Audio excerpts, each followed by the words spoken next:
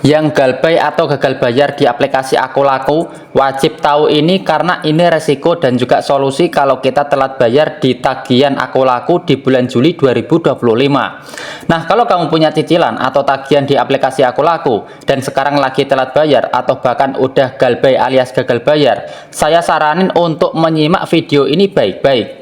Nah, jadi buat kamu yang lagi pusing mikirin tagihan di aplikasi Aku Laku dan belum kebayar, santai dulu bro. Karena di tahun 2025 ini, kasus gagal bayar atau galbay di aplikasi Aku Laku makin banyak dibicarakan. Terutama karena makin banyak pengguna yang ngerasa kewalahan ngatur keuangan. Tapi sebelum buru-buru panik atau nekat mengambil keputusan yang gegabah, penting banget buat ngerti dulu situasinya secara utuh. Pertama-tama kita lurusin dulu persepsi ya. Banyak orang yang menganggap Aku Laku itu pinjaman online atau pinjol, padahal statusnya bukan begitu.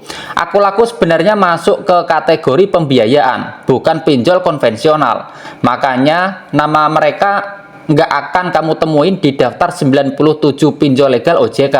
Tapi jangan salah paham dulu, ini bukan berarti aplikasi Aku Laku itu ilegal. Justru mereka punya izin resmi dan diawasi langsung oleh OJK juga. Cuma karena sistem dan juga model bisnisnya beda, perlakuan hukumnya pun ya ada sedikit perbedaan. Nah, sekarang masuk ke bagian yang agak sensitif. Resiko kalau kamu gagal bayar. Nah, pertama tentu aja ada denda dan tentu aja ada bunga. Tapi tenang, aplikasi Aku Laku nggak sembarangan pasang bunga.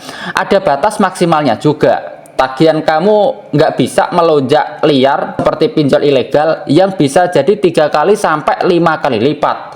Nah, di aplikasi Aku Laku maksimal total tagihan hanya bisa sampai 2 kali lipat dari pinjaman awal. Misalnya aja kamu minjemnya 1 juta rupiah, ya maksimal tagihan akhir menjadi 2 juta rupiah. Ya lumayan lah buat memberi sedikit nafas lega.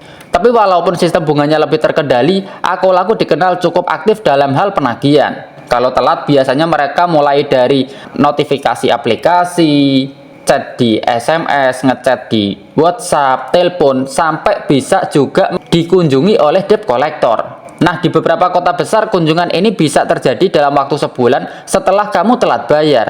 Tapi penting untuk diingat, DC resmi nggak boleh bertindak kasar, nggak boleh maksa, apalagi sampai mengambil barang. Kalau sampai ada tindakan kasar, ya kamu bisa banget melaporkannya ke pihak yang berwenang. Nah, yang sering bikin pengguna tambah stres justru bukan cuma DC, tapi efek jangka panjang dari gagal bayar. Karena gagal bayar di aplikasi Aku Laku bisa bikin nama kamu masuk daftar hitam di Slik OJK alias BI checking. Biasanya kalau udah nunggak 2 bulan, status kamu berubah jadi kredit macet. Nah, ini bisa berdampak besar ke masa depan finansial kamu. Karena pengajuan pinjaman ke bank atau leasing bisa ditolak mentah-mentah gara-gara catatan buruk ini.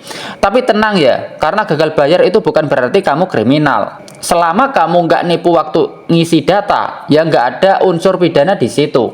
Jadi kalau ada DC atau pihak lain yang mengancam bawa kasus kamu ke polisi, biasanya itu cuma gertakan buat bikin kamu takut. Jadi jangan terpancing gitu.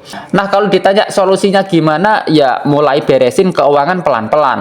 Coba cek apakah kamu bisa menyicil sebagian, nego tagihan, atau minta restrukturisasi. Yang penting jangan menambah gali lubang tutup lubang gitu. Tarik nafas dulu, evaluasi kondisi keuangan, dan mulai langkah kecil buat keluar dari masalah ini. Karena kamu itu nggak sendirian. Banyak orang lain juga yang lagi berjuang keluar dari situasi yang serupa.